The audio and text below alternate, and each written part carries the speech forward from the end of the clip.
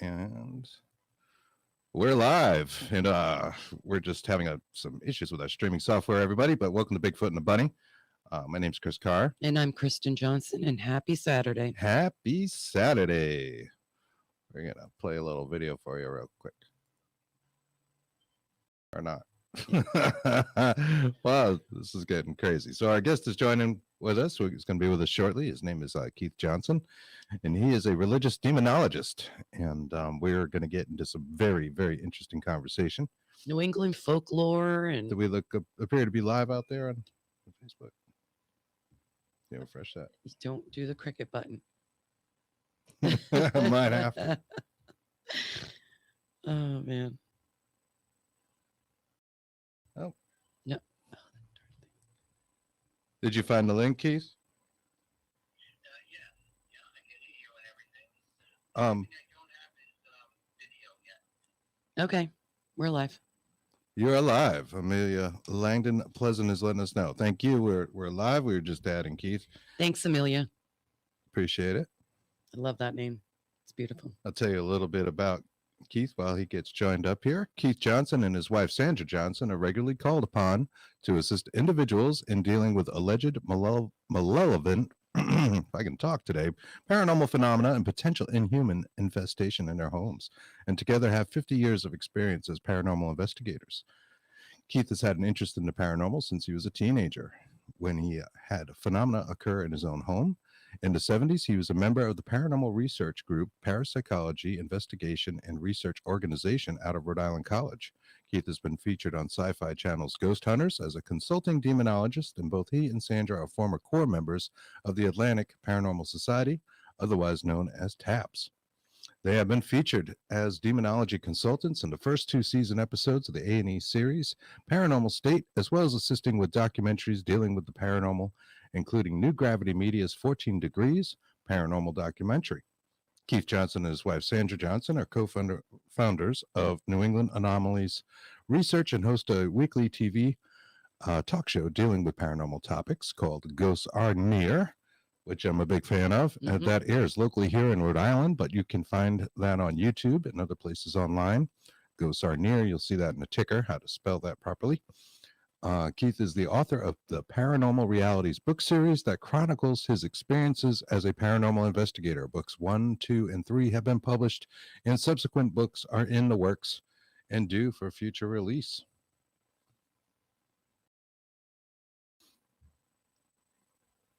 How you doing with the link, Keith?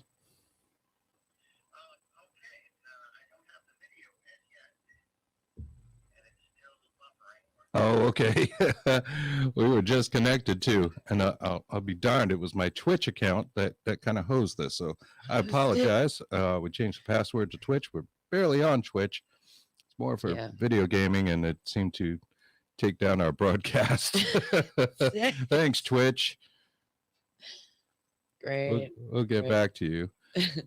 But we wanted to thank Carl. Yeah, I wanted to give a big shout out to Keith's twin brother, Carl Johnson, who is also a demonologist. And curiously enough, we'd like to know how these two kind of got into demonology and what their childhoods were like that would, cause twin brothers to both become demonologists. Yes, very much so. And I give Carl a big shout out. Thank you for helping us put this together. We appreciate it.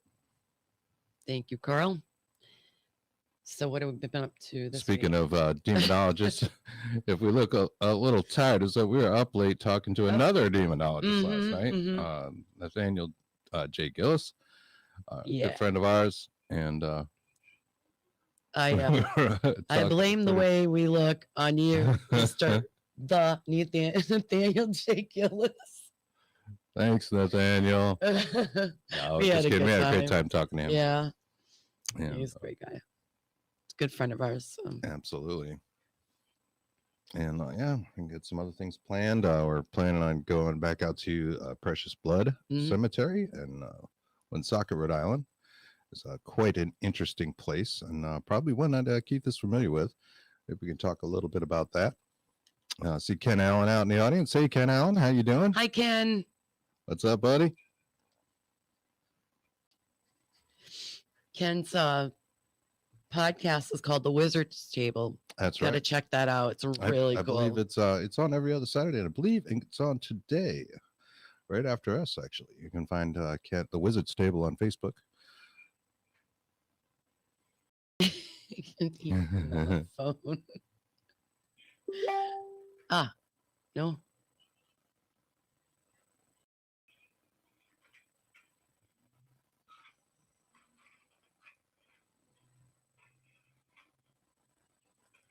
We are still live. So. And I'm also going to give a little quick shout out to the Lucky Mojo Curio Company. Oh, yes. Yes, because they have a wonderful array of products, some of which are featured behind us. Magical oils and herbs and pretty much anything your little magical heart desires out there. And every Friday they have a little giveaway they call Facebook Fridays. Mhm. And I've been entering this thing for a long time. I mean, I like the products, and sure enough, I won. So I have some money oil, and I was thinking maybe we could pay it forward and give that away on here on the show when it arrives. So big thank you to the Lucky Mojo Curio Company. Cat Ironwood and Nagasiva. That's right. That's right. And you can check out our podcast, a Dark Horse Paranormal podcast that we did with Cat Ironwood, wherever you get your podcasts. Very interesting woman, and she's got quite the company there. Would you call Lucky her Mojo. the Queen of Hoodoo? She is the Queen of Hoodoo. Yes, yes. She's awesome. She's so knowledgeable and super fun to talk to. Yeah, super knowledgeable. Very much so. And we'll hey Courtney, mention that there's a link in our chat to the Fearfest Paracon happening in Kansas.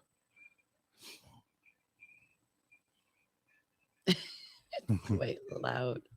Is it still buffering, Keith?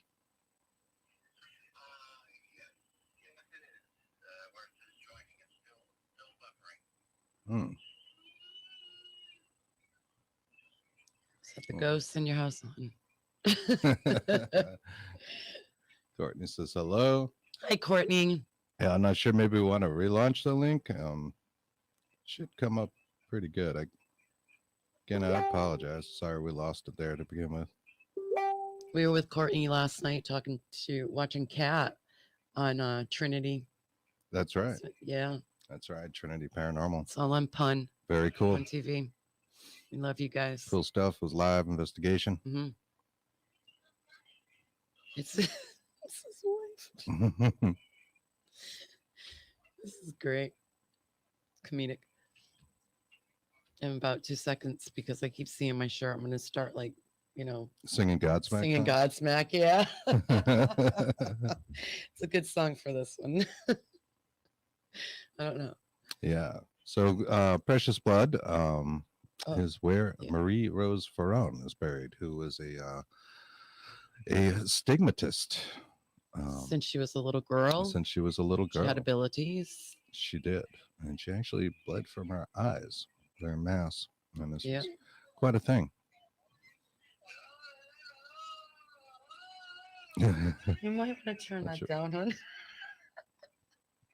This is fun. This is wicked funny.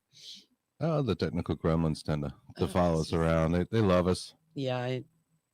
We're not going to say anything about technical difficulties. And then, sure enough, we have technical difficulties. I can't touch my phone sometimes, so I left it in the other room because it does whacked out stuff. So, do you want me to send maybe another? I think we should send another link. It seems like him and Sandra are just. I'm sorry, I don't mean to laugh. I'll put another one in there. Yeah. It should be the same link I just sent, but I don't know. It makes a difference.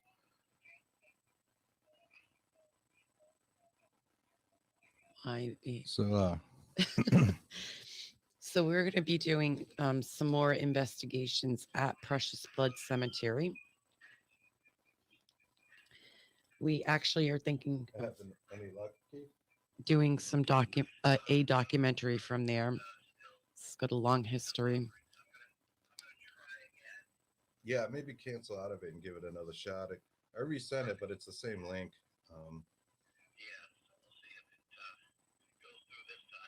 All right. Alrighty.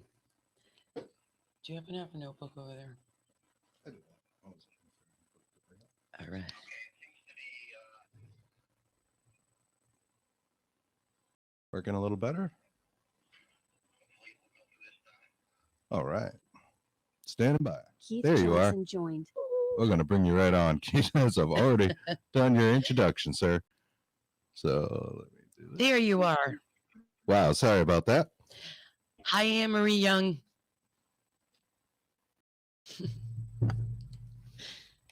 Oh, I see him, but I don't hear him. Can you hear us, Keith? Why, you just heard us. This was just working. It was just Might be having some internet issues. Yep, he dropped. Planty book. Newest book. See if we can get rejoined. I'm going to say hello to my friend Anne-Marie, a very good friend of mine. We actually went to school together. And we can play like what's on the shelf. Oh, that's good. Yeah, we do have quite a few things. There's a book I like quite a bit. We enjoy called Beyond UFOs. As you can see, it's somewhat biblical in size. Well, if you But- don't get to read it all, you could actually kill somebody with it. You're So good to you know, beat it's somebody good with for it. that. This is The Science of Consciousness in Contact with Non-Human Intelligences, Volume 1. And it reads like a college textbook of Mhm. consciousness phenomena as related to UFOs. And Ray Hernandez coined the term contact modalities, something we talk about on the show quite a bit. And you can read all about that in here, as well as a Survey Monkey. Remember Survey Monkey? Good Lord. Survey that went out. It's the largest survey of its kind of people's experiences with alien abductions.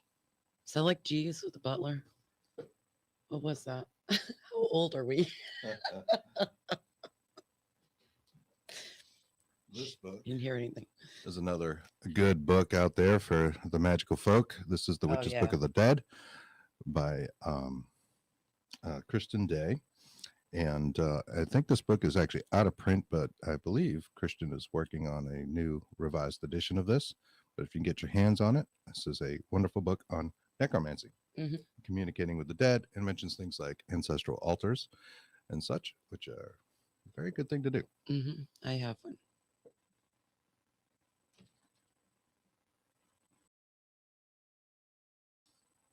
Do you want to show him some of the oils from Lucky Mojo?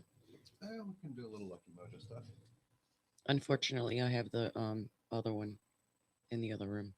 The one that you got. Oh my God, Chinese wash. Ken Allen, if you're still out there, you know all about that. This is a good way to cleanse your household. Mhm. If you are doing a lot of paranormal investigations, you may want to throw a little Chinese wash in a mop bucket, but when you're doing your mopping and mop it out, tend to start from the center of your house Ex- or the back and push everything out the out. door. Mhm.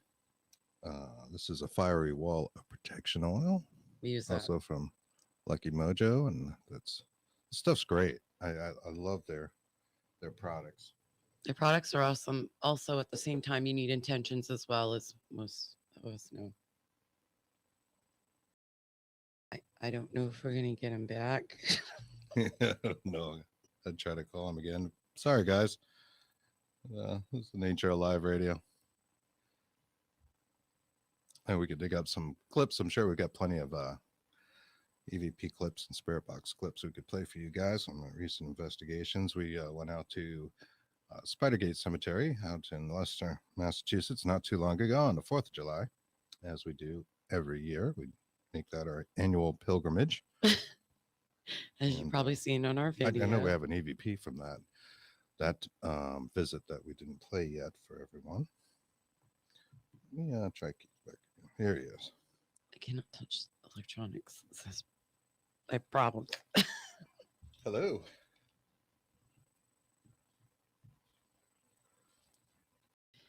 I have a hard time running the phone through there through the soundboard because we got all this gear out in front of us, can't really see in camera, and not really rigged to do that. Are you maybe just having some internet trouble, or do you think it's the link? Because you did come up and we had you, and then it froze, unlike the first go around, of course, which was perfectly fine.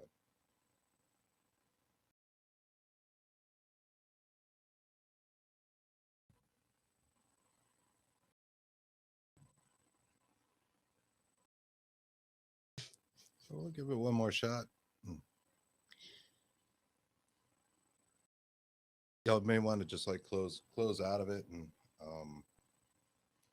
don't know if you need to clear any cookies or do a reboot. Are you doing it on a computer or a phone?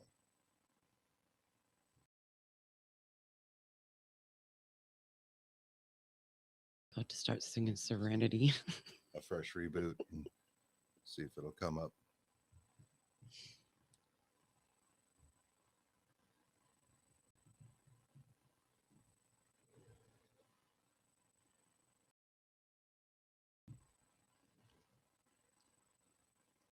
All right, we'll give it a little time. We'll just talk a little bit, and we'll see how it goes, and hopefully we can bring you on. Okay. All right. Thank you. Bye bye. If you go to www.darkhorseparanormal.com, you will see, I believe we have bloopers as well. It's also Bigfoot and the Bunny. It's both pages. And I don't know how many bloopers you put in and what you did because I forgot to look, but some of them are pretty bad. We do have some good bloopers. Our website is a little out of date, but we're going to bring that up to speed pretty soon. Let's see. We have not heard from the No Bird people lately. Just to let you know. Jesus. Oh my God. But we are still believers in birds. And I just wanted to see what we got here. I have a few clips loaded on our soundboard here. Maybe we can talk about a few minutes while we get this together.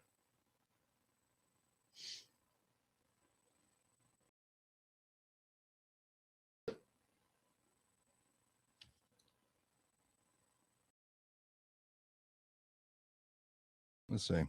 Do you know which is what? I'm not too sure. It's hard to tell with the labeling. So I'm going to just try something here. There's a clip from somewhere, and we'll talk about it. What members of Kristen's family my are here? Oh my God, you gotta stop this. I'm like freaking. Yeah. That was my first. That was Kristen's first foray into the world of the paranormal. That's my dad's name. Yes. That came up several times in our very first spirit box session together, which was it seems like a long time ago now. Toby, can you tell us how old you are again?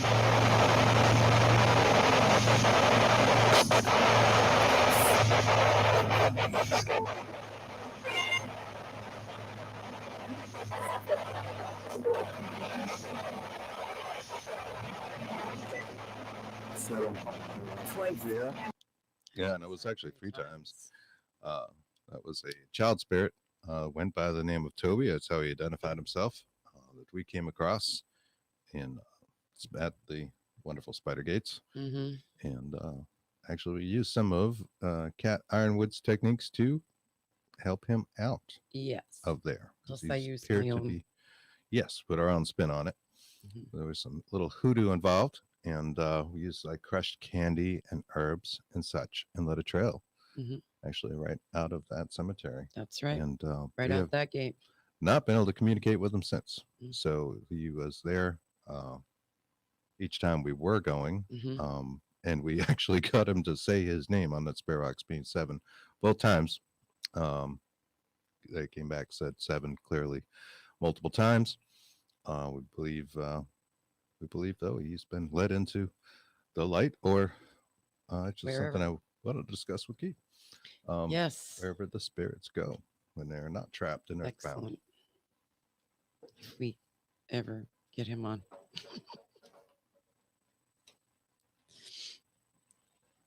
So I'm writing questions at the same time. If you guys have any for Keith, let us know, please. We'll put them up on the screen. Is that Carol? I can't see from here. Yeah, she just said nice. Thank you, Carol.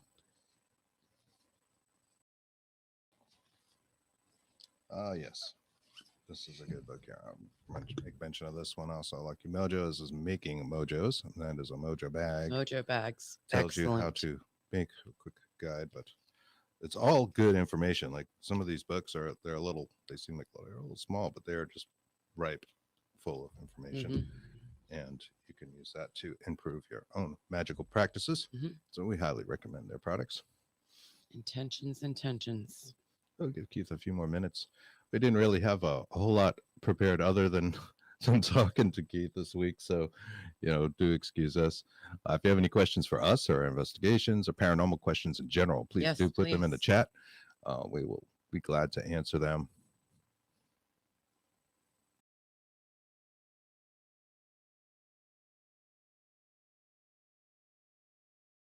Please don't hit the quickest button.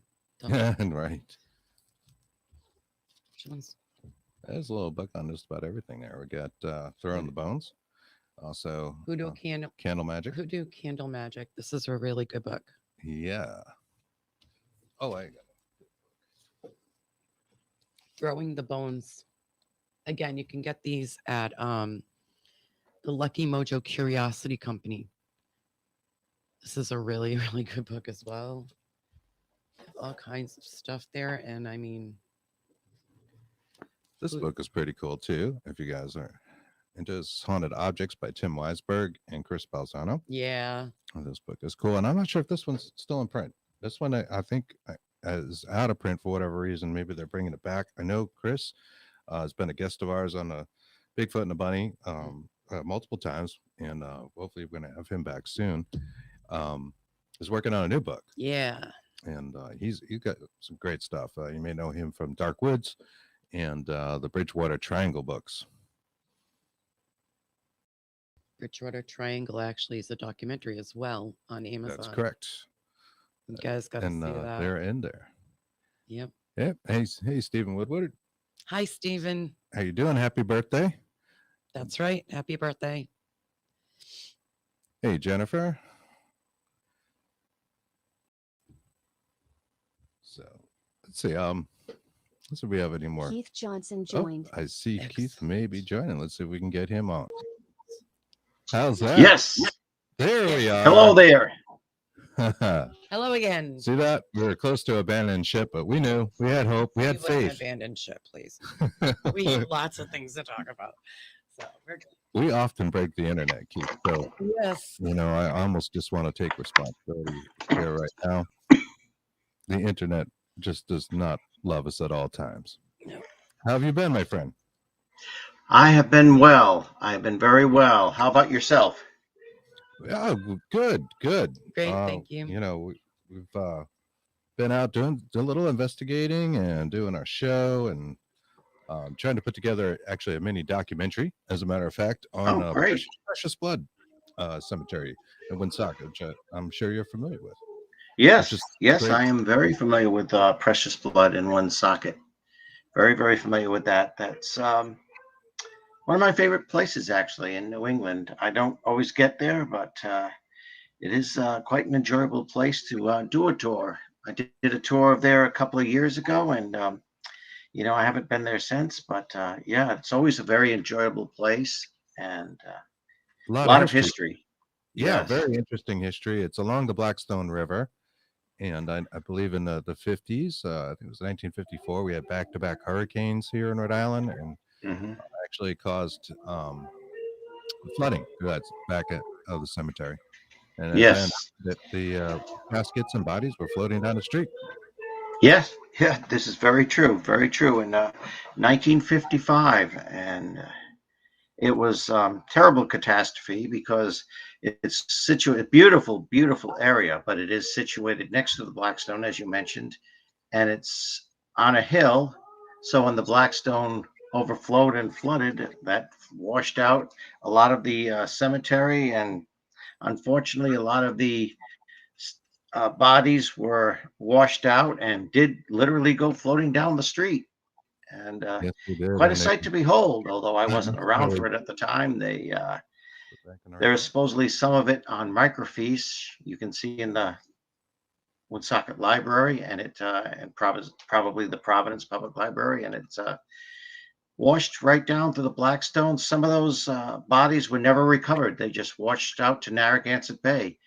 Some were recovered, but were not able to be identified because of lack of forensics at the time. So there's a lot of people reburied there that they don't know if they're in the right place. So why It's ever would that cemetery be haunted? You know, I don't know. yeah, and it's quite beautiful. It it is. is. The It is. It's very, mausoleum very has expansive.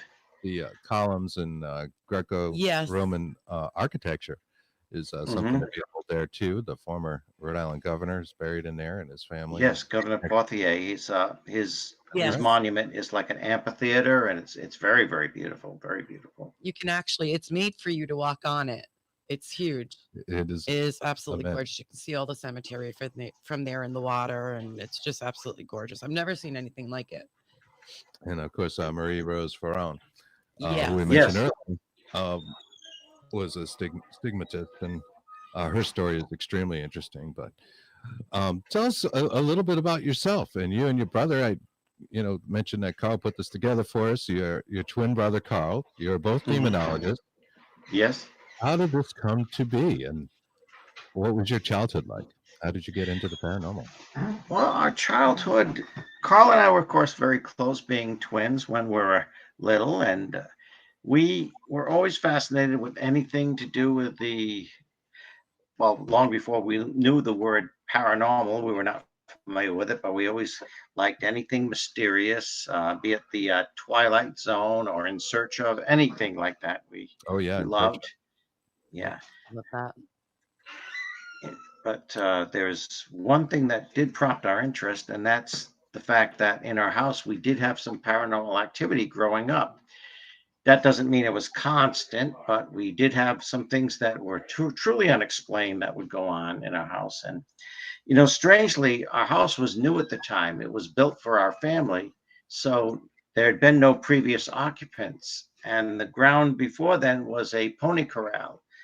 My personal opinion is my grandfather lived next to us. In fact, the house was a wedding present for my parents. And he lived in a very, very nice house, but very, very old historical house.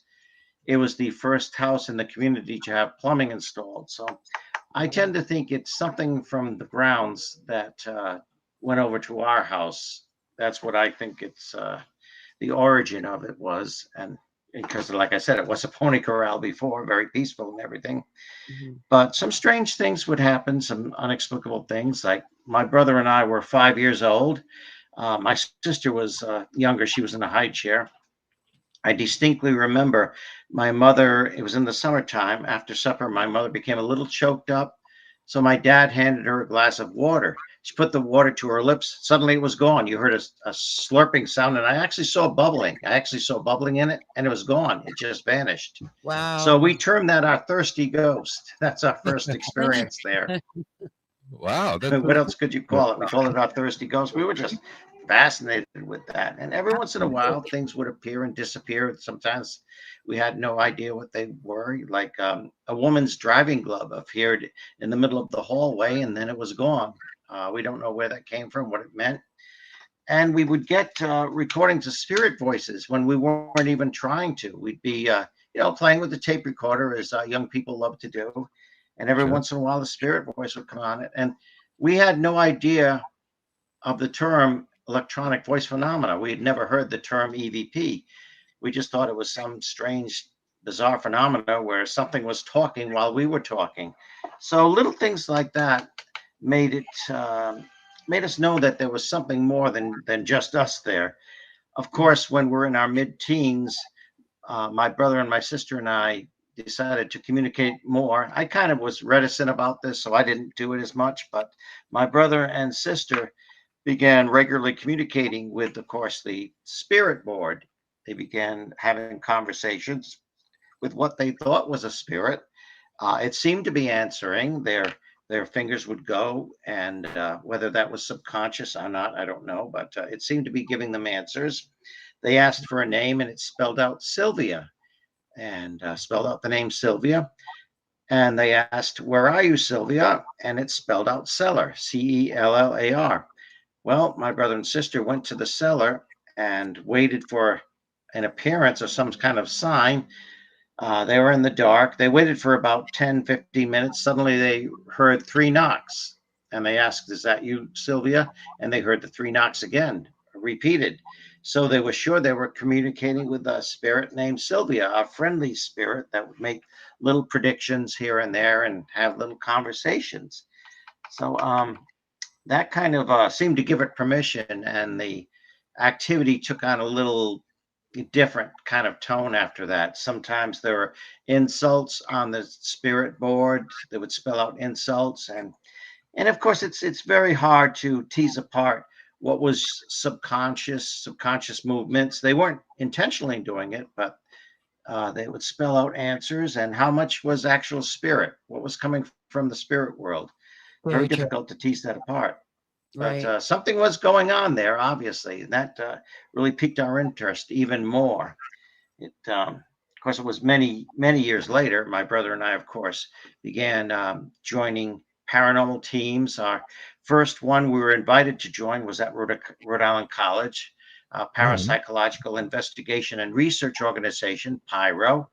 And as years went on, we were members of a group called Monitor East, which was basically a UFO group. But when Carl and I joined, of course, we kind of expanded it, and we became members of the Atlantic Paranormal Society later on, of course, as you know, familiar TAPS in the TV series Ghost Hunters. And it's while we were in TAPS that we began being referred to as demonologist. In fact, our founder, Jason Hawes, suggested to me, you know, you're doing all these cleansings, you're doing religious cleansings in houses, you're very, very knowledgeable about the angelic and demonic realm.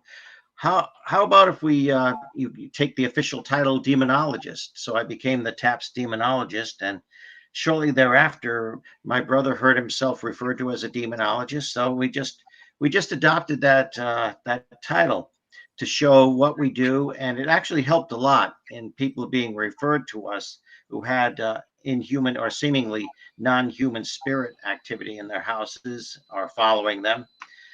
It's not that, of course, I want to make it plain. My brother and I did not attend Vatican City 101. We just it's just that's just a title we assume to show what we specialize in, and we don't claim that it's an official title and that we were given this degree by higher up in the clergy. It's just a moniker. It's a title we go by. Sure, Okay. sure. But you certainly are knowledgeable on the subject. We've spoke on this on other times. I know one of the big events or very interesting events for people today is the Conjuring movies. And in the first Conjuring Yeah. movie, there's a house featured there. Everybody knows the Conjuring house. And yourself and your brother were actually some of the first paranormal investigators to go there. Is that right? Mhm. That is correct. That is very correct. We were there in the early 1970s. What happened was we were still members of PYRO, based at Rhode Island College.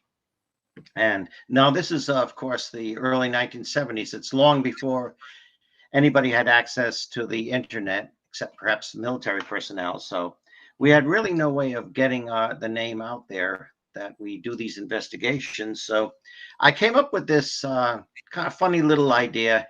What about if I do just design this little ad and make it look kind of goth and say that we have Pyro, we do investigations of things unexplained, and we do this free of charge. So I had that published in a local paper. I thought, you know, just be ignored or laughed at, but I took a chance. And exactly 3 weeks later to the day, we were contacted by a woman in Harrisville, Rhode Island, the Burrillville section of Rhode Island, and she claimed that she and her family had moved in a couple of years before, about 2.5 years before, into an early 18th century house in Harrisville, a farmhouse. Was a very, very beautiful place.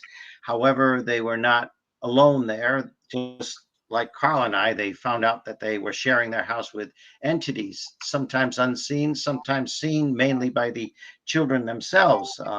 And this was the Perrin family. The woman who contacted us was Carolyn Perrin, and she wanted to know if we would meet with her and come to our house and investigate, see if we experienced anything. It turned out she was going through a lot because she felt so isolated. And when it's a situation like this, that's what people describe. They've been going through this, and people have scoffed at them, relatives, friends, even, of course, in the case of the family, the parent family, the church refused to have anything to do with it. So they just were looking for somebody who would believe them and maybe try to help out. So when Carolyn happened to see our ad, to her that seemed a godsend. So she contacted us, and we did agree to meet with her and come over to the house, the farmhouse, that very Saturday. Now, there were, of course, the main investigators there were our friend Donna. Donna Eisenstadt was the chairperson of Pyro, and my brother and myself were the main investigators there. And we had a few other people with us. We went there, and as soon as we set foot on the property, you could feel an aura that something was not welcoming us.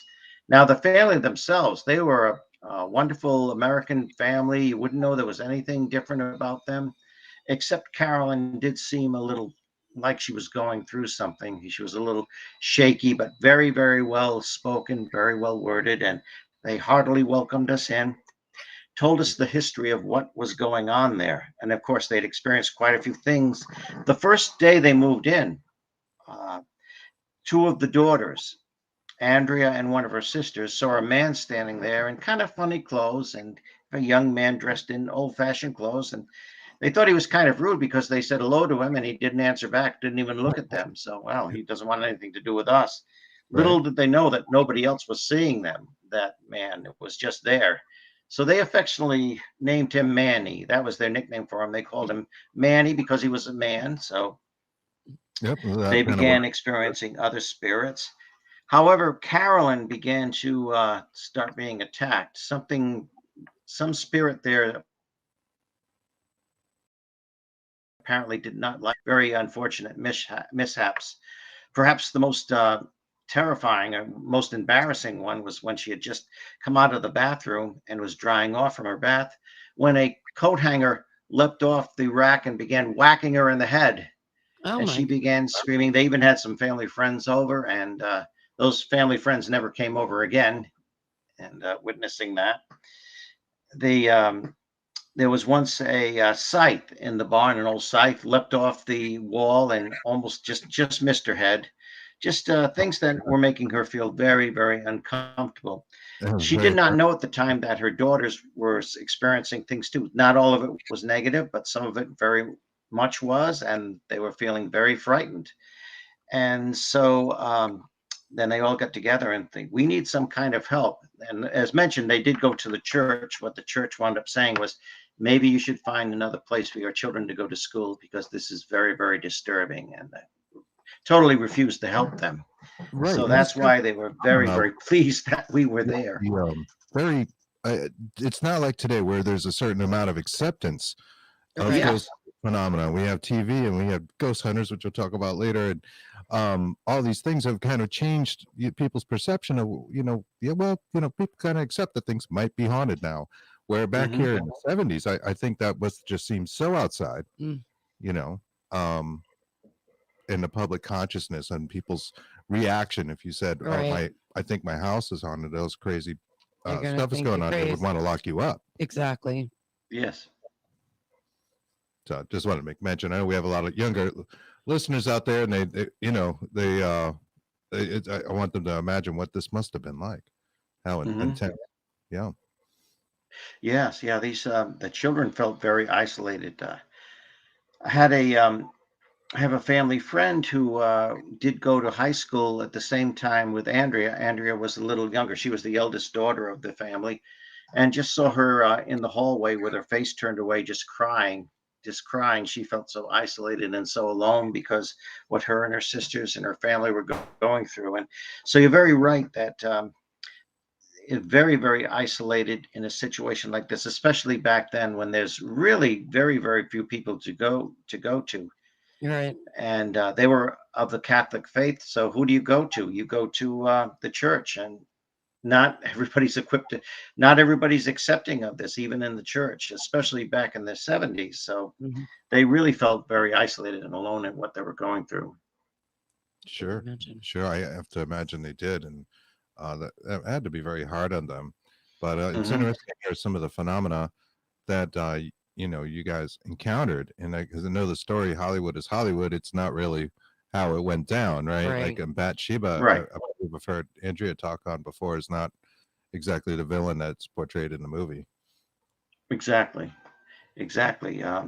Bathsheba Sherman is a historical character. Her full name, Bathsheba Thayer Sherman Green. She was a local woman in the Harrisville section, and she and her husband, Judson Sherman, owned a farm, a very prosperous farm. They weren't wealthy, but they were well off and enough to be able to hire a farmhand or two, and a member of the local Baptist church. And all these farms were situated near each other, probably, within a few miles radius, this particular area. And they would have known each other and, shared what was going on in their families and such. But as far as we know, Bathsheba Sherman was not connected with that house at all. She certainly may have visited there as neighbors, but she certainly did not live there at the time.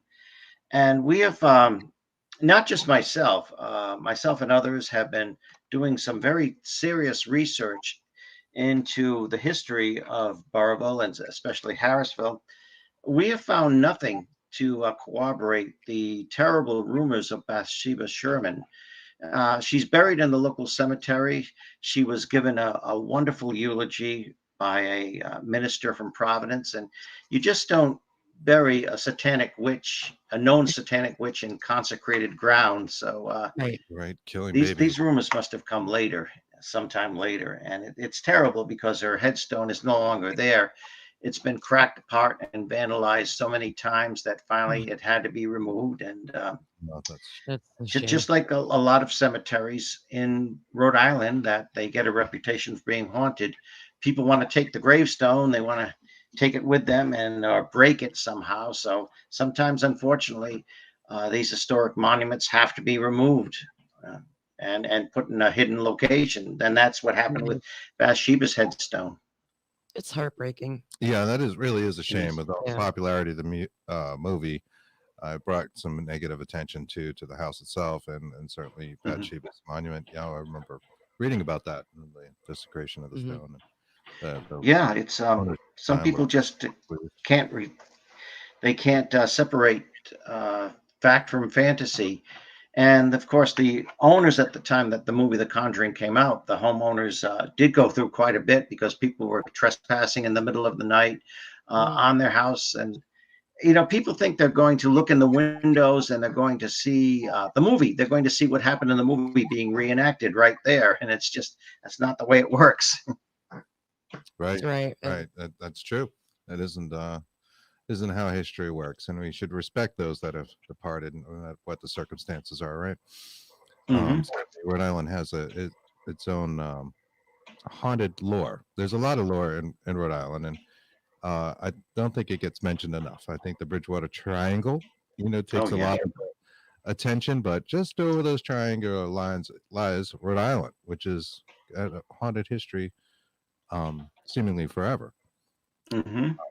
Certainly. Mercy Brown comes to mind, and the Oh, Rhode yeah. Island Yeah. vampire lores. Yes. Yeah. Mercy Brown, Rhode Island vampire case histories. I really think that I would really like the rest of the country to be aware of this. What rich history and folklore mingled with history is there in Rhode Island? Mhm. There's of course, what was known as King Philip's War in the latter half of the 17th century, where, of course, King Philip was actually a chief. He was a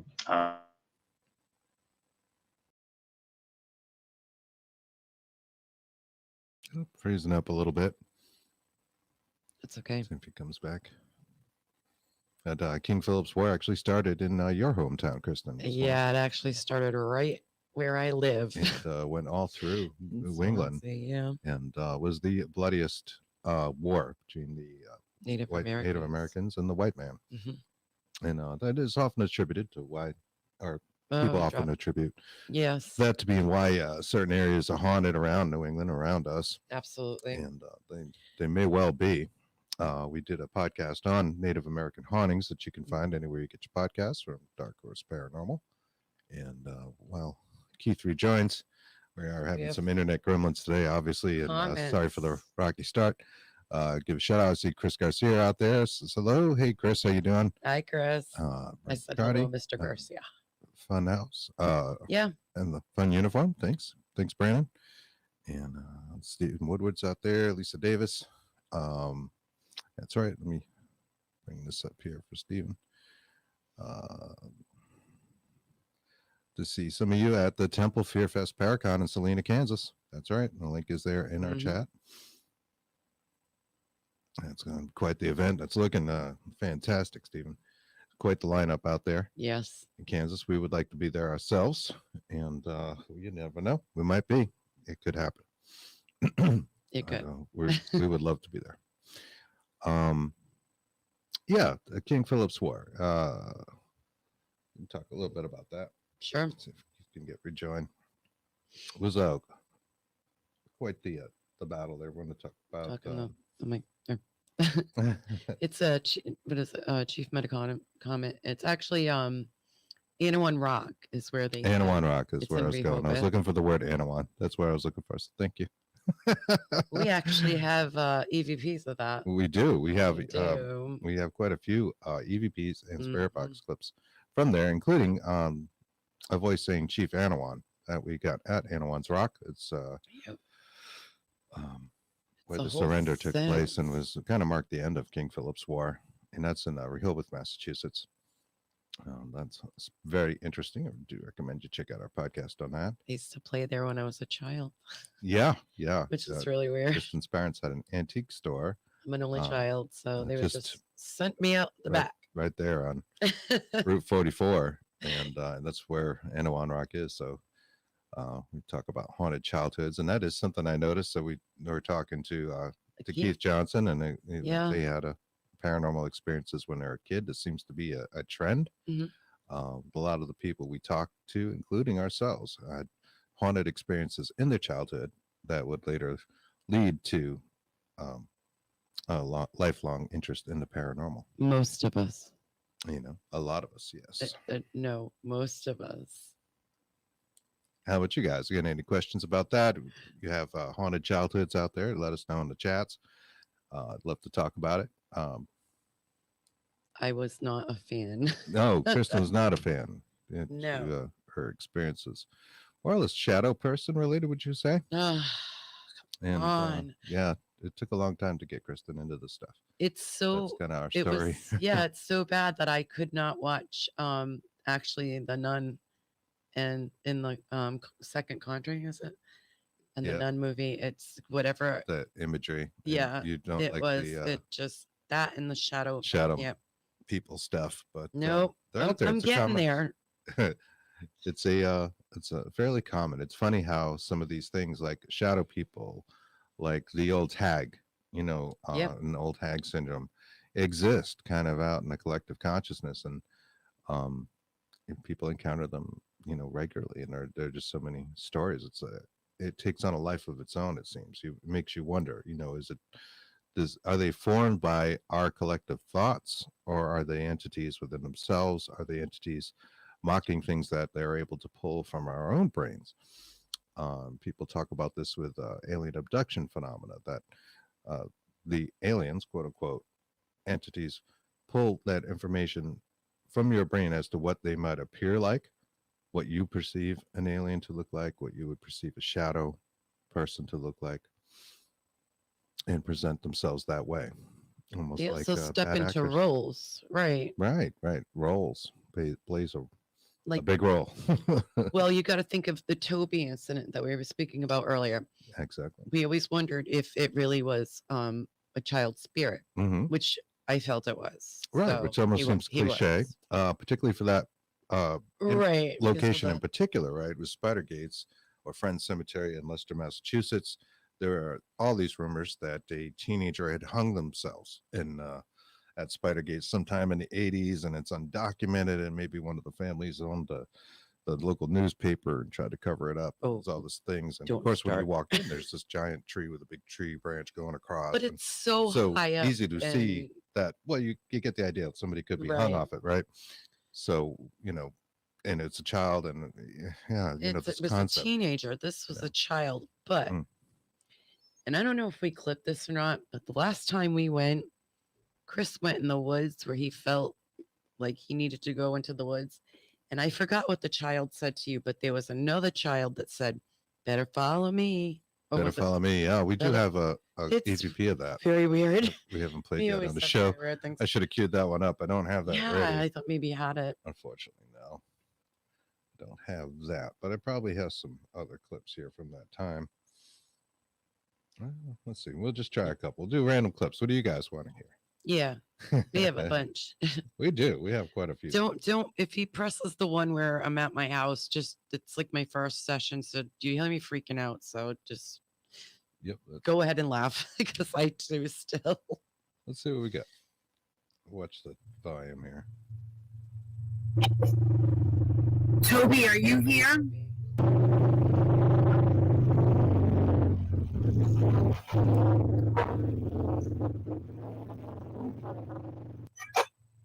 Toby, can you tell us how old you are? Again?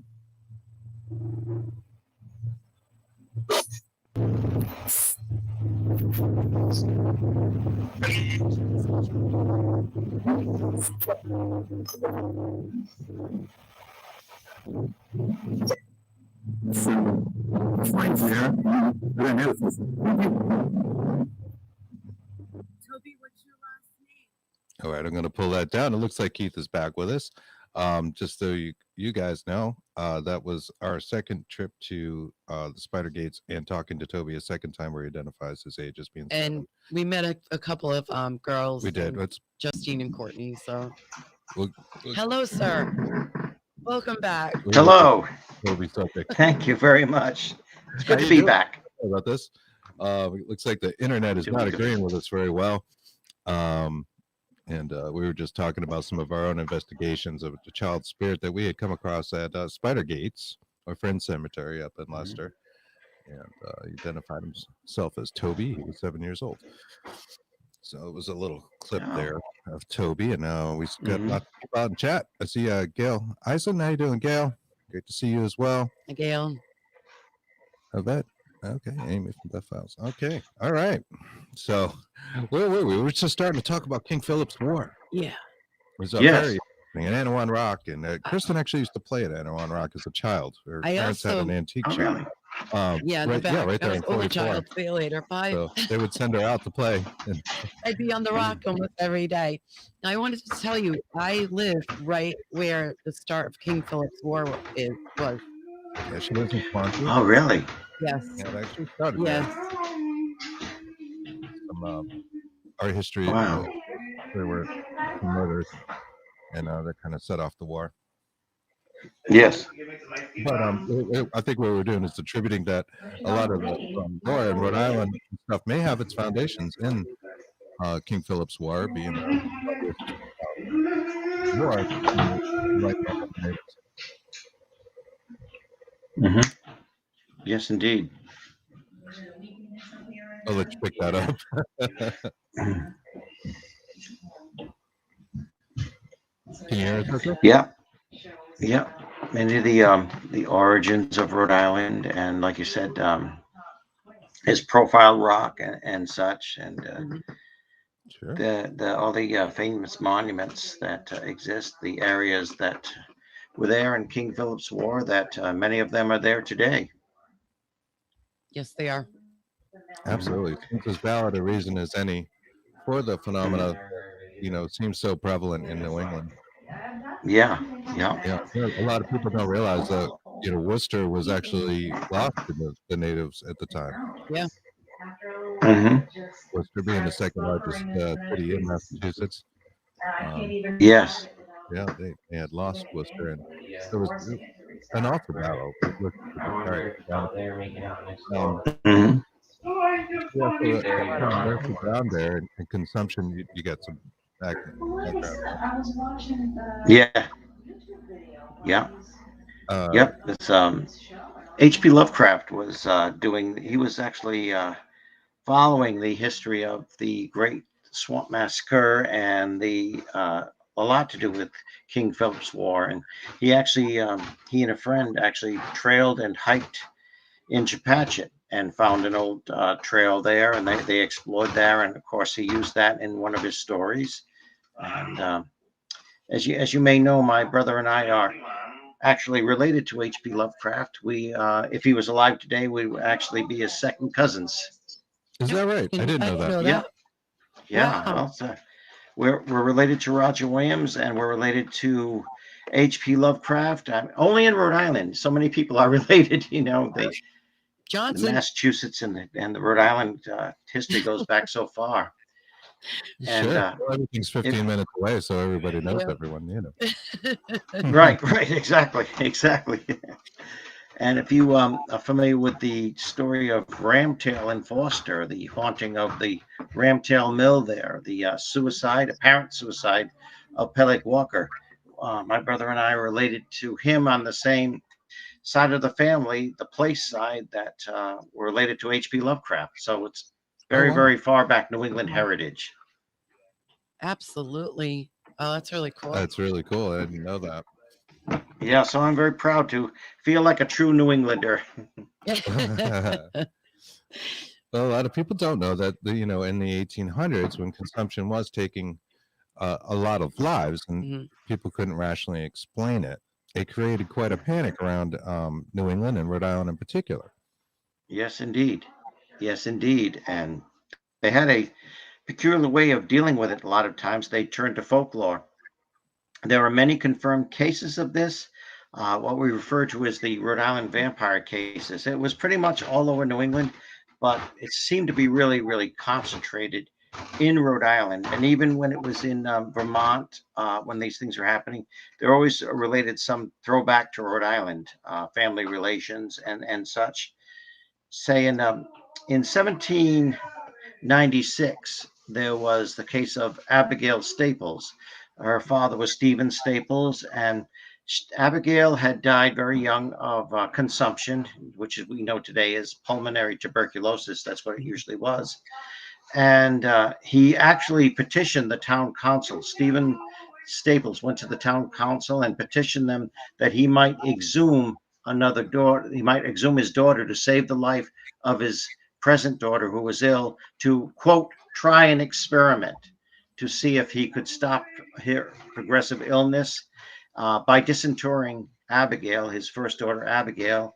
And he did receive permission. He received permission with the stipulation that he give Abigail a decent burial when he was finished with his experiment. And we don't know if it was successful or not, but he did disinter his daughter, Abigail, and something was done. And I believe his second daughter died anyway, but at a young age, but not sure of all the facts there. It was 1796, but we did know he did receive permission from the town council. So that's how serious this was taken Wow. back then. Absolutely. My goodness.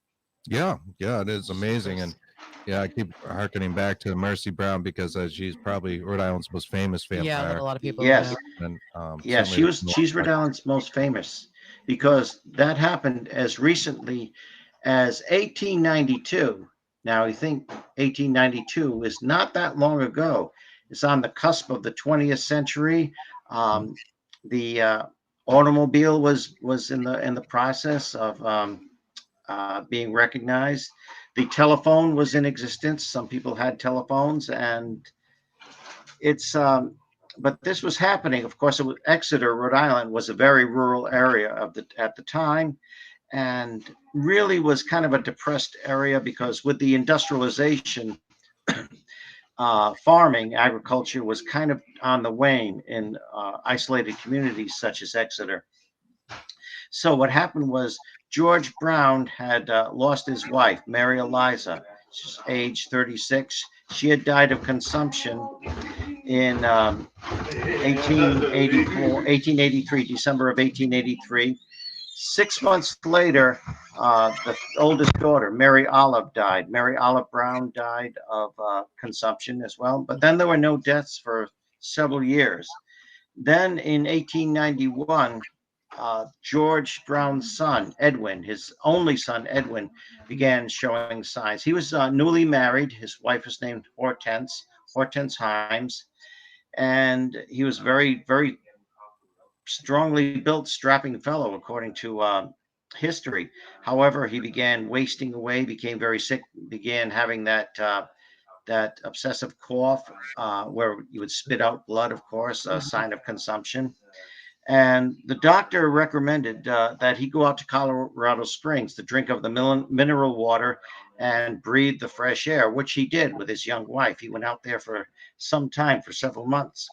In the meantime, the the next eldest daughter, Mercy Lena Brown, began showing signs of consumption. She began coughing up blood and began wasting away, and very, very fast it took her. Unfortunately, she was only 19 years old when she died. Her sister had been 20 years old. Mercy was 19 years old when she died on January 17th, 1892.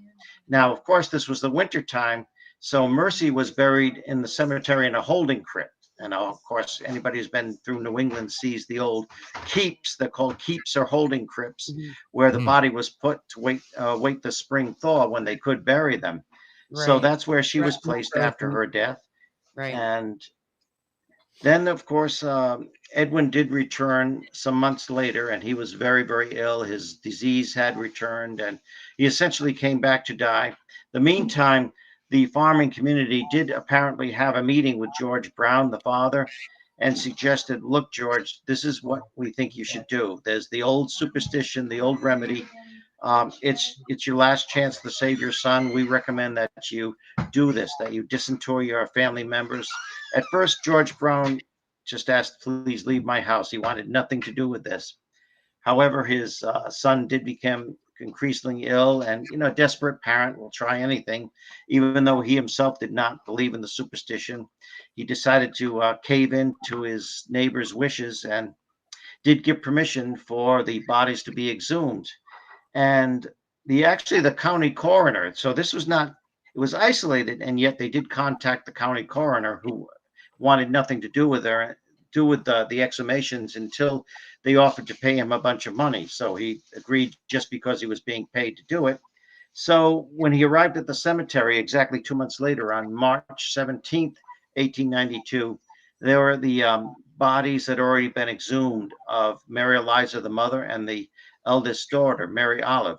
Now, Mary Eliza was, her body was very, very gone to dust pretty much. She was in a partially mummified state, but her organs, her heart were just dried lumps of flesh, so she couldn't be the vampire. Now, what they believed of the vampire, not that it was necessarily drinking blood, but that it was consuming. It's called consumption. So this spirit was using one of the bodies as a host, as a husk, and was consuming the life force of sleeping relatives. So obviously the mother was not the vampire.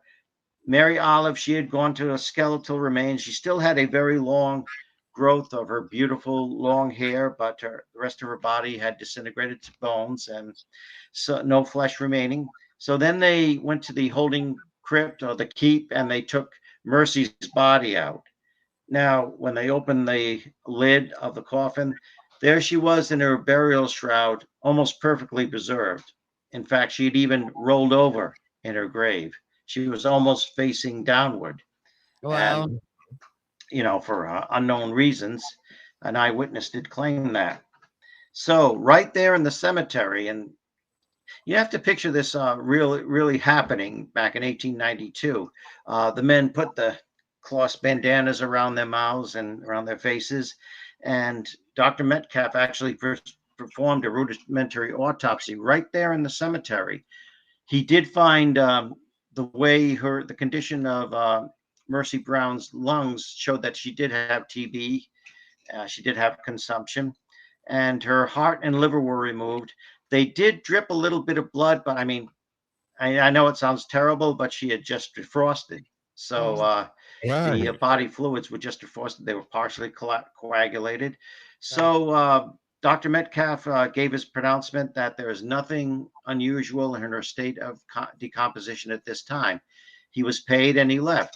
However, the men thought, well, this is surely the vampire. We found out the culprit. The demon spirit, the vampire spirit, is using Mercy's body to thrive on and take from her brother. So what they did the remedy. They cut out her heart and liver, and Dr. Metcalf had cut out the heart and liver. They took these organs, burned them on a nearby rock, reduced them to ashes. They scooped up the ashes and then fed the ashes to her ailing brother, Edwin, who was in his early 20s at the time. So they mixed the ashes with tonic. So, Yeah. I mean, it is a form of cannibalism, but it is also a form of what they thought was inoculation. They were Exactly. giving him a little bit of the disease or the curse, however you want to phrase it, hoping that he would immunize himself. It didn't work. He died less than 2 months later, but they figured they'd done the right thing since there were no more immediate deaths. Mercy and her mother and her sister were reburied. And however, there was no epitaph on Mercy's headstone. The others have scripture readings on their headstones. She has no epitaph, I guess, because of the vampire connotation. And today she is known as America's last vampire because Wow. of that. That actually got out to the Gazette, the local Exeter Gazette. And from there, it got in the hands of the Providence Journal, and they was testing a horrid superstition. Ugg says one, horrid says another, and the 19th century wording, and they explained what had happened. And so it made Exeter look like a bunch of superstitious fools when there's rudimentary treatment for tuberculosis in Providence, Rhode Island, and they're digging up looking for vampires. And that really put a stop to this practice in Rhode Island. But throughout the years, very, very prevalent. And that's when it became very, very famous. We don't know how many times this happened because people would go out to their local backyard burial grounds and dig up the relatives looking for this. It was apparently at one time a very, very common practice because consumption was very prevalent.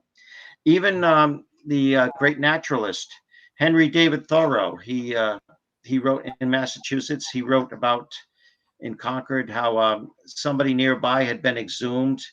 Somebody who died of consumption was exhumed recently. And he had a good reason for writing this in his journal because he himself was dying of tuberculosis at the time. So he did take a personal interest in it. However, of course, that cemetery is said to be haunted now where Mercy Brown reposes because of, I do believe there has been paranormal activity there. I don't think it's Mercy haunting the place. I think, she was a wonderful Christian young woman who unfortunately died tragically, prematurely.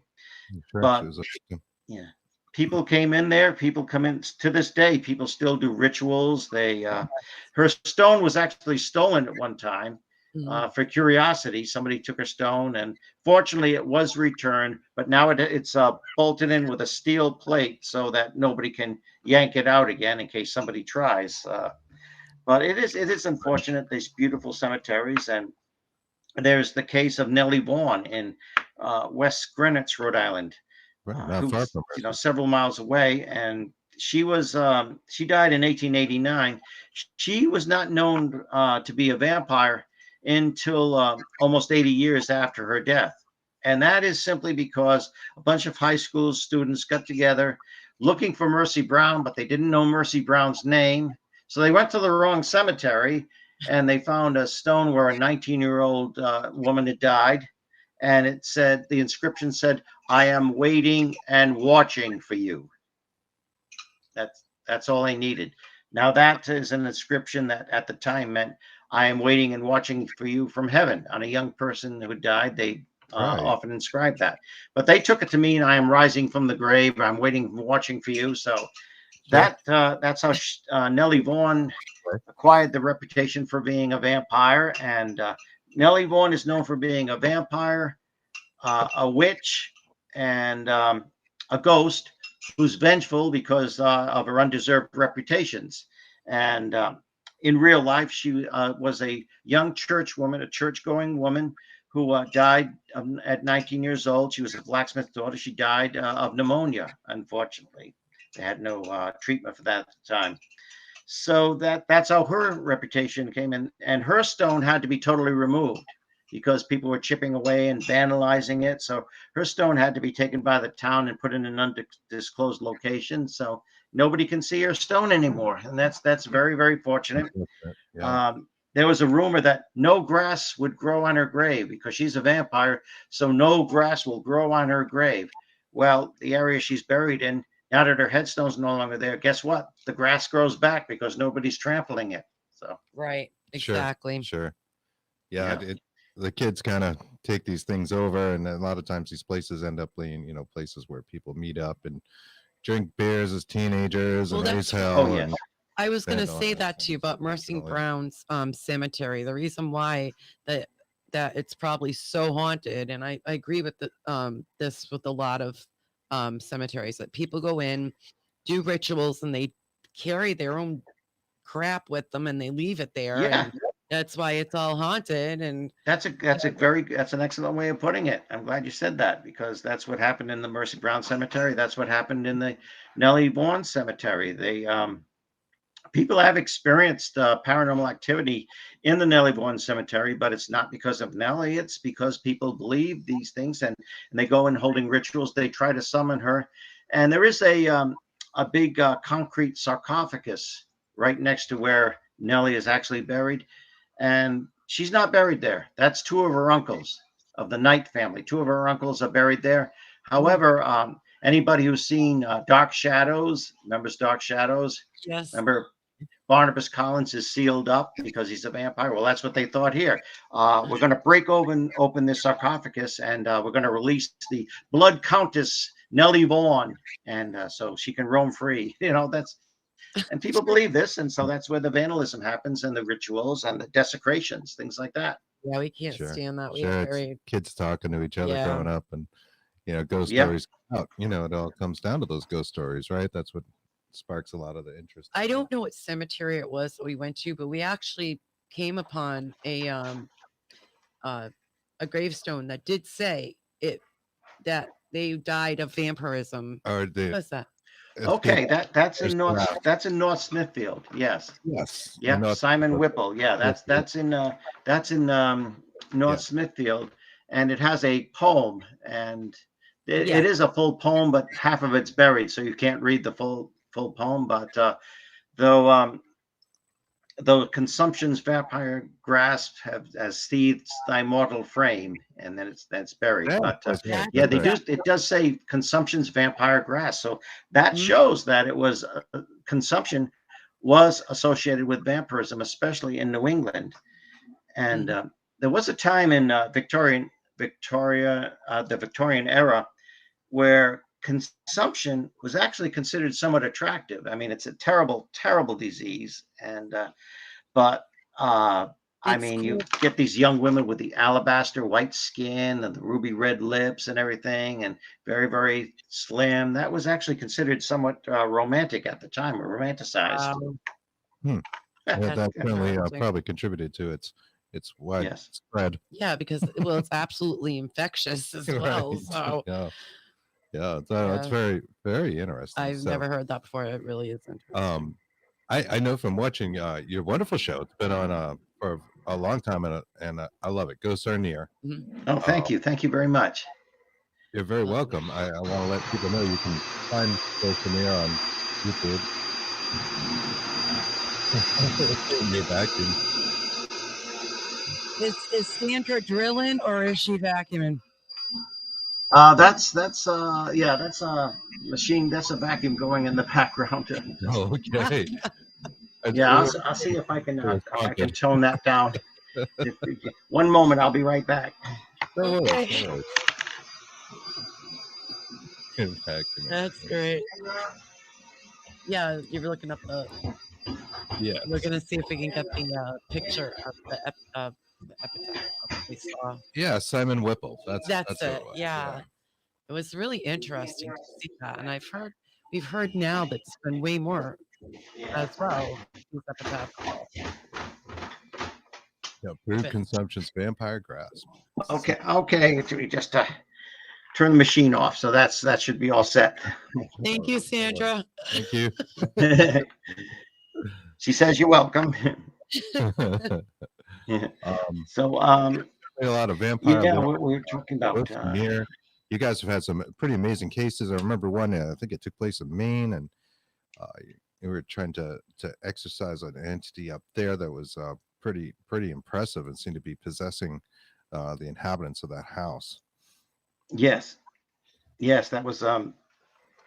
We had two very outstanding cases in Maine. One was the woman that you were mentioning was actually going under apparent possession, apparent demonic possession, and she was an older woman, but she was very lively and vibrant. And she would have no memory. She'd go into these states of possession, and she claimed to remember nothing of what was going on. And what they had was an ornate statue of the Blessed Mother, the Virgin Mary, that was on loan from the church, and they would lend it to people who were having spiritual problems or troubles in their house. So that was a great comfort to them. And she always focused on this statue. However, and she loved her rosary beads. She was a devout Catholic. Yet whenever she started going into possession, she'd just throw her rosary beads, fling them away, and began talking in a very, very bizarre voice. And so we did come up there in where Sandra and I, of course, and Brian Hanwa were all members of TAPS at the time. And we did go up there in first week of January in 2004 and did what we could. What I was going to do is do prayers in the house, do a house blessing, and that was going to be it. And she said, I haven't been going under these states for a few weeks, so I don't think it's going to happen tonight. And yet it happened. When I started praying, I started doing the Lord's Prayer. That seemed to provoke it, and she went under. And it was really a bizarre conversation. She claimed to be possessed by a Canadian, at least the voice which she spoke and claimed to be the spirit of Canadian Frenchman whose grave had been violated and was supposedly buried in the cellar somewhere under the floor. Oh, wow. And was coughing, dying of consumption, was choking and coughing. And I started using a little bit of, whilst conversing, I started using a little bit of religious provocation. I started asking, well, you're in the afterlife.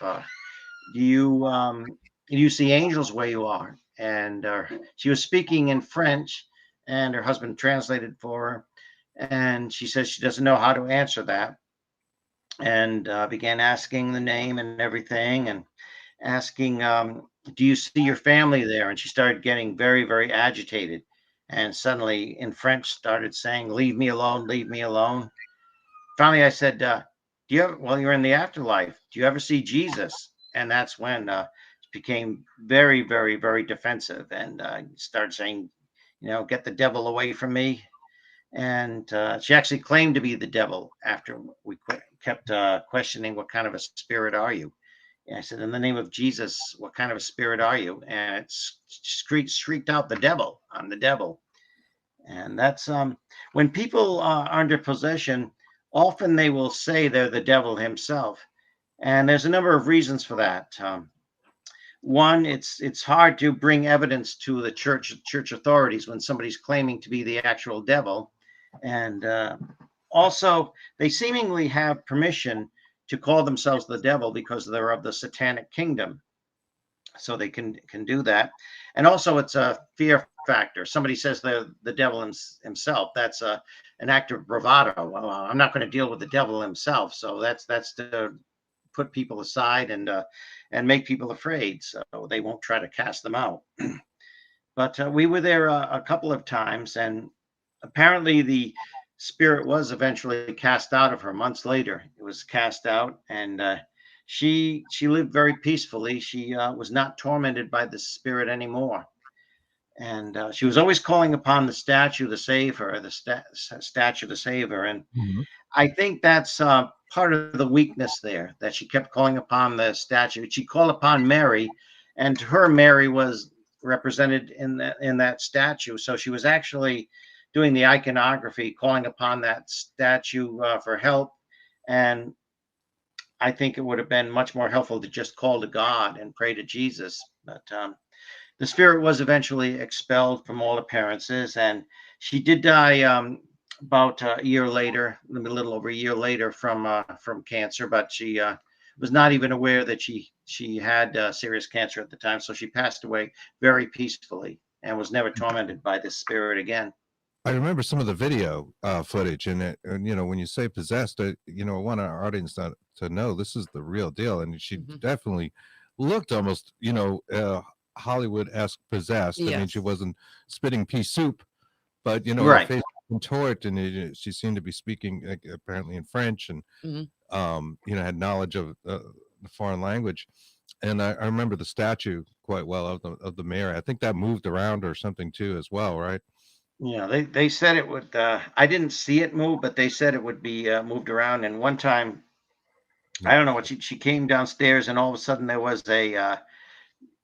a razor blade in her lap. Nobody saw where it came from, and that was kind of dangerous. That's something razor blade seemed to appear, and you can't really see it on the video, but her eyes became very, very black, very serpentine, very, very black, and she was salivating quite a bit.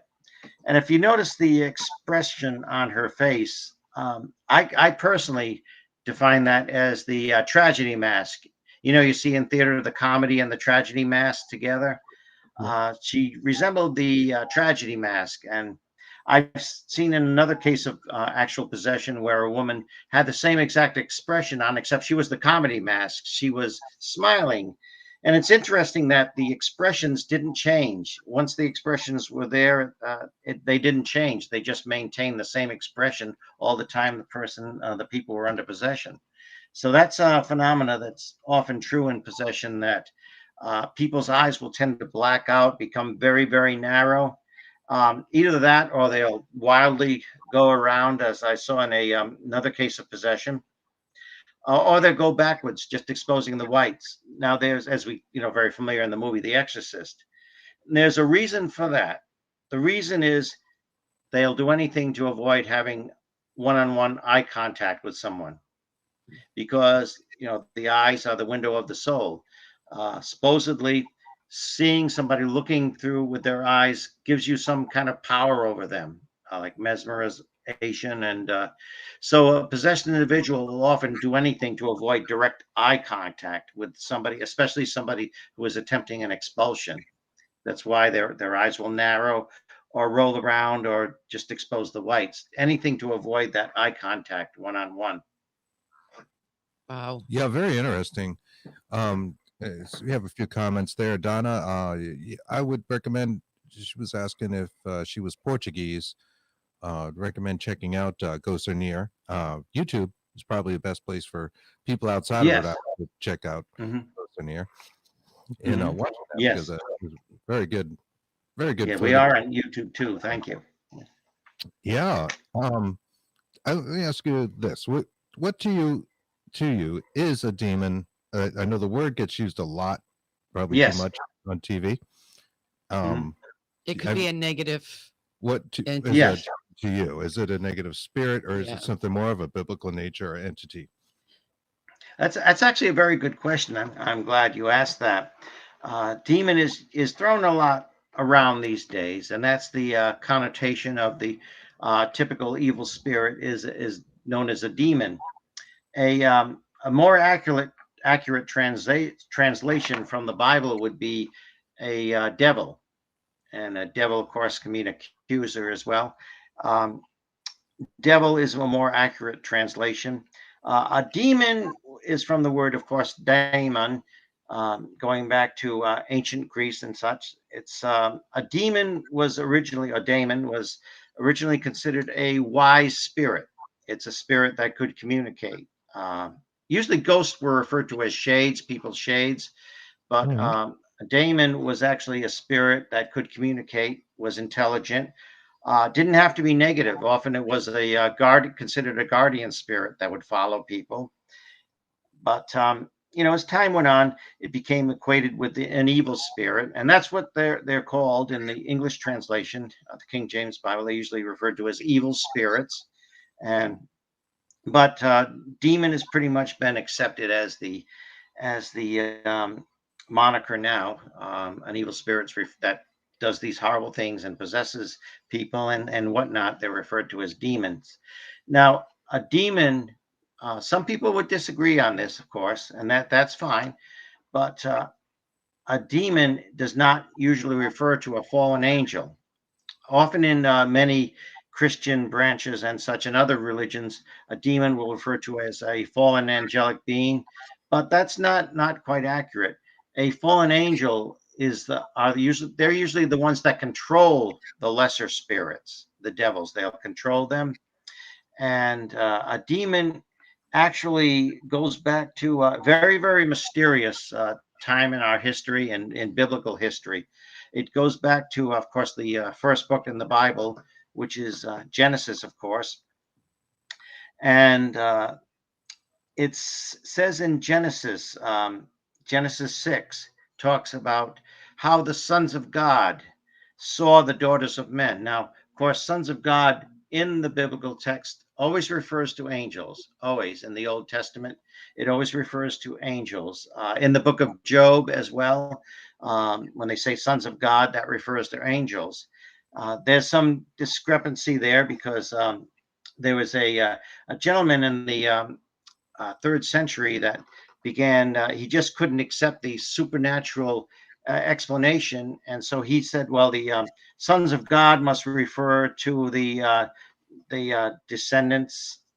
They must be the descendants of Seth, and the daughters of men, that must refer to Cain's seed. So, but the original belief, of course, was that it was the Nephilim. Now, the Nephilim, of course, the sons of God saw, and as anybody who watches Ancient Aliens or listens to Von Donican knows of the ancient story. There's cultures all around the world that have this belief that angels are these great supernatural beings, came down and gave us wisdom, showed us different things, like Prometheus. Of course, Prometheus, the god Prometheus, gave mankind life, gave mankind fire, and in Greek mythology.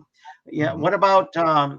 What about Hercules? Of course, Hercules. He's the son of Zeus. He's the son of a god, but with a mortal woman. So Right. he's part human and he's You know, part God, and he has all these supernatural powers. Mhm. He's gigantic. He's incredibly powerful because his father was a god. Now, there seems to be some biblical truth in this as well, that the sons of God mated with earth women. They saw that they were very beautiful, so they chose of them wives. Now, the original translation does not necessarily mean wives, it means any woman, married or unmarried. So they took women, whoever they wanted to, and apparently impregnated them and really, really messed up with our genetic makeup. And as occupying. you get into these mythologies, it goes, and even scriptural, it goes very, very, very far that they manipulate the genetics of humans and birds, humans and fish. You get the legends of the mermaids, you get all sorts of things, the sirens and such. And so really, really contaminated human genetics. And of course, there's many stories and cultures of the gods, or some people believe ancient astronauts, coming down and manipulating our genetic makeup and producing hybrids. Right. So biblically, these hybrids became the titans. They became the heroes, the mighty men of old, who before the great flood and after the great flood, their heroics were talked about. They were the great heroes like Hercules. They're the ones, the powerful men in battle that could not be defeated, and really corrupting humanity. And they some of of course, there's the theory that they were trying to prevent the Messiah. They were finding the Messiah's bloodline from actually producing the Messiah. That's why another reason they were contaminating our genetics.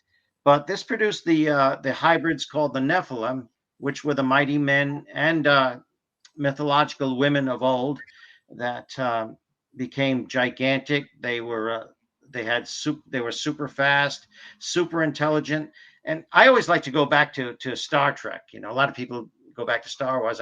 I go back to Star Trek, and I talk about the augments. If anybody remembers the master race, Khan Noonien Singh, and of course the Wrath of Khan, a product of genetic manipulation where they become superhuman. That's how I kind of picture the Nephilim being, these tall, super strong, super intelligent beings that became corrupted and actually started taking over the human race. And there was the genetics of the human line pretty almost completely wiped out, except for Noah and his family, of course. And so it's believed that when these Nephilim died, of course, many of them died in the flood, and they were not immortal, so eventually died. And they were half angel and half human. That's very hard to comprehend. Being half angel and half human, and yet, of course, in Scripture, angels were never meant to procreate. They were never meant to marry. They were never meant to have children, and so they had to sin. These angels, the fallen angels, also known as the Watchers, to watch over humanity, because of their sin, they were cast out of their first estate, the heavenly realm. And the children of the offspring of these fallen angels actually are known today as evil spirits. And of course, you get into the book of Enoch, which is not part of the canonical scripture. And yet you can see from biblical writings, even in the New Testament, that the Hebrew people and the Greek people were very, very familiar with these legends and with the scripture at the time. So the Jesus and the 12 apostles and people at the time, the Hebrew people were very, very familiar with the story of the Nephilim and the Tamun Nephal. They're referred to as the Tamun Nephal. That's what evil spirits were referred to, meaning the dead, they had died, and the Nephal, the spirits of the Nephilim. So Tamun Nephal, the dead Nephilim, that's supposed to be the evil spirits that roam the earth. So that's the original explanation of what what we call a demon is. It's the progeny of the fallen angels. It's the spirits of the dead Nephilim that are controlled by the more powerful spirits, the fallen angels. Some fallen angels are not, because of their sin of procreating with women, they're in what's called chains of darkness, and they're not even allowed to communicate. They're in spiritual chains of darkness until the end judgment.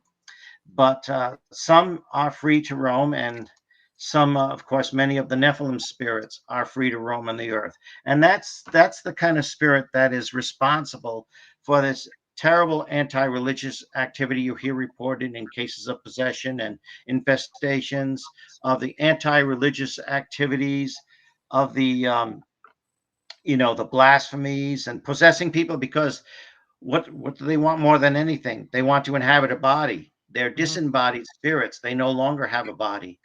They may not have been humanity as we know it today, but they did have bodies, and they're constantly looking to have a body so they can possess somebody and live and have the senses, the human senses again. And it's interesting that when I was in the so-called Conjuring house, as we refer to it now, in the early 1970s, the Perrin sisters decided they were going to give me a tour of the house. They took a liking to me, probably because I had very long hair at the time, and that was the style, the hippie style. Right. Maybe some sideburns. Right, exactly. I had the facial hair and everything. So they took me through the house. They showed me the bedroom they were most afraid in. And you could tell these children were actually very, very seriously frightened. So I asked them, "Do you have religious beliefs?" They said, "Yes, we're Catholic." So I suggested they call upon Jesus. As soon as I said that name, the name of Jesus, things started happening. There was a window in the corner that I was sitting next to that could not be closed. Their father, Roger Perrin, had even taken a hammer to it because of the August humidity. They just could not close it. Well, as soon as I said the name of Jesus, that slammed enough to shake the room. Wow. The girl screamed. One of the daughters, Nancy, was slapped on the side of the head, on the left side of her head. Interestingly, uh, usually, when it's an actual demonic spirit, it will come in from the left side. It will go counterclockwise. That's one of the signs that shows that what it really is.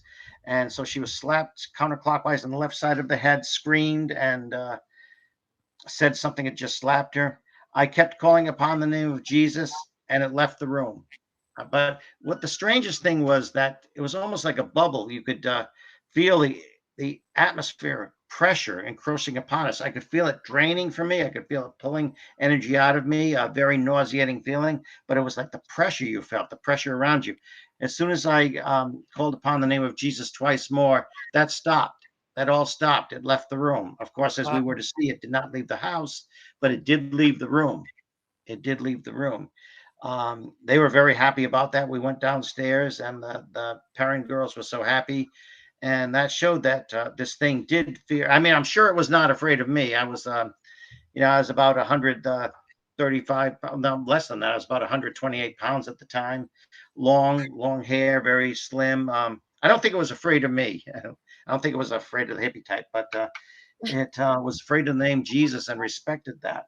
Hmm. Now, Yeah, it was being less than a week the later, we received a call from Carolyn, who had a disturbing experience in her bedroom when a spirit did manifest itself to her, and that's of course we got a call from her. She was very, very terrified at that, and that is one of the things that is portrayed in the movie The Conjuring, when this spirit does appear to her and terrorizes her while she's in bed.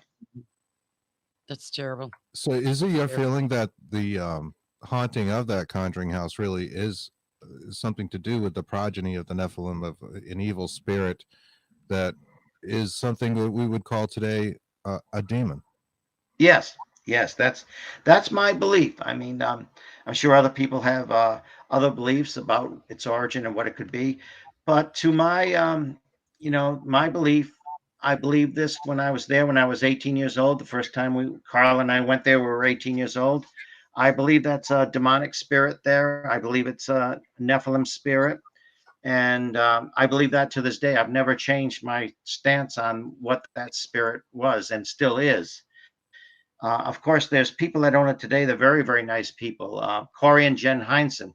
And actually, we just interviewed them recently on Ghost Are Near Oh, about wonderful. how they find living in the house. So very, very nice people, Corey and Jennifer Heinzen. All right, paranormal investigators themselves, right? Yes, yes. Buying the Yeah, so unlike the parent family, they were already investigators. They were expecting to experience something in that house. But the parent family, when they moved in, they didn't have a clue that this would happen and what was going on. Do you think it, because we've heard in passing that it's actually the property that it's on, like a portal? I tend to think so. I tend to think so. I think that, of course, that house was built. The property, of course, Roger Williams deeded the property to the original owners. The house itself was built in 1736, as has been added onto at the time over the years. But there were outbuildings at the time. In 1680, it's recorded that there were smaller buildings on the site of the property. My personal belief is that there was something there long before the white man ever settled that land. When they had the native civilization there, I think it dates back at least to then. And I think it's something that's always been there and probably always will be in this day and age. Sure, we believe that too. is Mhm. the idea of something that dark, that hates religion, that hates mankind. Is, Yes. is it very uncommon to come across such an entity? It's not, well, I wouldn't say it's common, but I wouldn't say it's that uncommon either. I have found, and again, of course, many people do have a different opinion, and I respect that. But I have found that often we're called into many houses that have a haunting phenomena. Usually, when we're called in, it's in the infestation stage, which is basically the beginning stage, as you know. But I usually find that my opinion is that there's something orchestrated.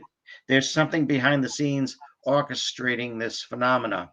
I can tell by the way it reacts. You get, of course, you're recording and you get EVP. The way it reacts when you use, although I'm very try to be careful with using religious provocation. I try to do it very controlled.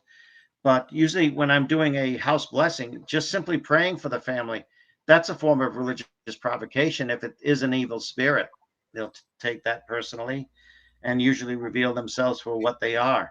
So I think it's usually when you get a situation like that, there is something behind the scenes, and even if it's not, the fact that there is some kind of entrance, we call it a portal. There's some kind of I don't know if you want to call it a weakness in the dimensional fabric, because I found it is like tuning a radio. They have to be in a certain frequency to come Yes, through, I and so-called portal, they come through. If Mm. there's a portal there, there's always a chance that something else is going to come in that's of an evil, diabolical nature. Mhm. So I wouldn't say it's that common. I wouldn't say that everybody that has strange things happen in their house necessarily have to be frightened.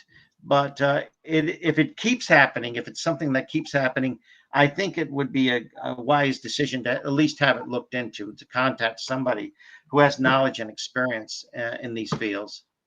Right. Correct. Sure. Yeah. Sure. I like that. Yeah, the portals do seem to be attributed to a lot of hauntings, and it seems like Yes, the and thing and that can come sometimes through. people, homeowners, or people that live in a rented place, sometimes it's enough if they simply, if something's bothering them of spiritual nature, simply saying, "I'm living here now. This is my property, or I'm renting this place.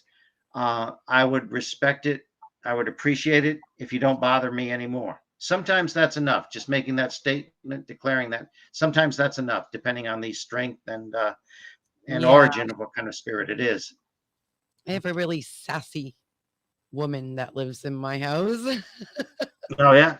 Yes, Yeah. and we also have another one that likes to throw things. So yeah, we have to duck and yeah. So Mhm. no matter how much I It's not go through constantly this, throwing things, but yeah, no, things have gotten it's tough. not like that. But no matter how much we tell her, she just doesn't want to leave. So Seem to we just come off live shelves and together, different and things yeah, rather abruptly. yeah, So, but you're saying Right, as long that as you're not being harmed or driven out of your house. yeah. No, it's not that bad. right? Yeah, it is. It is not. No, But I yeah, we've got a lot of data speak from to our her. house. Our house is actually quite old. It was one of the first Actually, homes in it Swansea. was 1736. Mine was built in 1740. Yep. Oh, That's what- really? Yeah. They're very close Yes. in age. Yes. Yes, for sure. So the intention is kind of where you're going with that when you're saying just by your pure intention, it can drive a spirit out. Do you think there is sort of a spiritual warfare going on, a battle between what we call quote good and evil? I have no doubt of that. My personal belief is yes, that is a war. A war is going on. I believe the good will win eventually, but I do believe there's spiritual warfare going on, and I think what the demonic spirit is trying to do basically is stall for time. It evident, eventually it will lose, but I think they're trying to put it off as much as possible, just stall for time. Um, they want to live in their abodes, and unfortunately, they do negative activity, possession. They try to take over people and everything, but they are stalling for time, and sometimes they remain quiet for years, but eventually they start up again. The activity starts up again. So What do you think they want? What do they want with mankind? I think they want to have as much influence on mankind as possible. I think they want to become integrated with us. I think they want to be like family to us. And I don't mean in a good way, but they want to be accepted as part of the family. And being accepted, their modus operandi, just by their very nature, is to be destructive, to cause illness, to cause sickness. Not that every sickness is caused by demons, of course, but they're Cause usually, chaos. yeah, usually they're limited to temptation. That's what they're usually limited to. But especially if somebody takes out a spirit board, like my family did, like many families do, and why don't you show us a sign of your presence? We want you to manifest. They will take that as giving permission for it to come and manifest itself in the house. And that doesn't mean it's going to be a pleasant experience, but they're master manipulators, and they can masquerade as other spirits. Right. Slater Mill, for example. Right. Slater Mill, where my brother and I worked for many years. A lot of people think Right. that's infested by spirits of children because, you know, it's an unfortunate fact of our history that child labor did happen in the early mills, and it was not Yep. considered that bad at the time. But young children were put to work at a very, very young age, sometimes 6 years old and under. And of course, there were many industrial accidents in mills like Slater Mill. You've got this large, dangerous machinery. However, a piece breaks, something's lodged in there, something's stuck, it needs oiling. Who's going to be sent right inside those machines to clear it? You know, The children children. with the It's little small. hands. The hands are small Right. enough. It's unfortunate. And Clean those machines. yeah. Speaking of children, I think like the hybridization that you mentioned with the Nephilim and stuff like that, maybe that's a driving factor. And you hear about this in alien abduction cases a lot, where a woman Yes. is impregnated and the baby is taken Like before within 3 term and that kind of months. thing. Yeah. And Yes, yeah. Isn't that upsetting? Stories Yes. such as that. I don't personally know anybody that has happened, but it just sounds very, very upsetting. And supposedly, especially you hear this about the Greys a lot. They're trying to survive themselves, and their genetics is not what it should be, what it once was. They're from a dying civilization, and they want to kind of regenerate their own genetics by hybridization with humans. I maybe agree that's with what that. it's about. You're taking over the race, the DNA, the vehicle for consciousness. Yeah. You know, Mhm. owning it, manipulating it in such a fashion that they can actually dominate. You know, I wonder if it Yes. has something to do with that. You have a Mhm. book series out, Paranormal Realities book series. Mhm. You want to tell us a little bit about that? Oh yes, I have 3 books I've published: Paranormal Realities 2, and Paranormal Realities 3. And just like the title connotates, they're true stories. They're stories that really happened.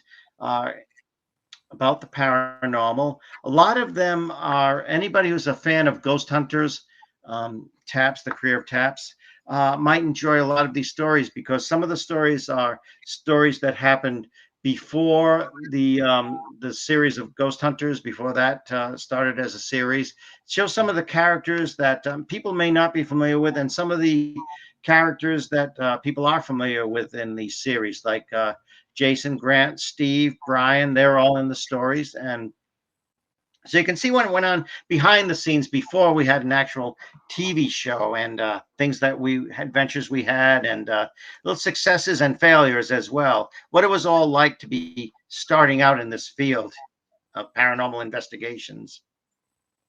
Right. It must have been cool. Yeah, very Yeah, cool, just very cool, and it's so groundbreaking, Yeah. especially in hindsight. Now, people, perception of what ghost hunting or hauntings can be. Mm-hmm. Right. So it's so cool to be a part of that. Where can you find those books? Are they out on Amazon? You can find them sometimes at your local bookstore, or you can go to Amazon. They're sold on Amazon. Also, you can go to our website, nearparanormal.com. And if you order the books from us, you get a personalized autographed copy. Oh, Excellent. cool. Excellent. Nearparanormal.com. Yes, Guys, nearparanormal.com. and get those books. Well, we thank you, my friend. Thank you Yes, for joining us thank and you so much. taking time. Yeah, I hope we get together. We should get together and go to some of these cemeteries. I'd like to join you at Precious Blood and introduce you. I'm sure you've been to the Mercy Brown Cemetery, and it's a very beautiful cemetery, and the West Greenwich Cemetery. Take a tour of those beautiful places, historic places. We would love that. We really will, especially Precious Blood. 'cause Yeah, we're Precious doing- Blood. We actually want to put together a sort of mini documentary Yeah, about it. for Roku for that. Wow, would love that's to wonderful. find that if you'd be interested. Awesome. Absolutely. Look Thank forward you. to seeing that. Thank you Thank so you. much again. Thank you, and thank you for joining Very us. welcome anytime. We'll be in touch soon. Okay, I hope we get together soon. Very good. Thank you for asking me. Good. You're welcome. Absolutely. Thank, you Keith. for coming on. Have a great day. Bye-bye. You too. Have a good night. Bye bye. That was Keith Johnson. Ghosts are near. So yeah, nearparanormal.com. We definitely want to check that out. And yeah, that was good. So thank you guys for sticking around. I know we had a little bit of a rocky start. You got to hear us talk about a few miscellaneous topics, but it was a lot of fun, and we love talking with Keith. He's just full of information and Yeah. very knowledgeable, and has the real experience, that is hard to come by. So we appreciate it. We'll see you guys next week, and till then, keep it spooky. Bye-bye. Bye.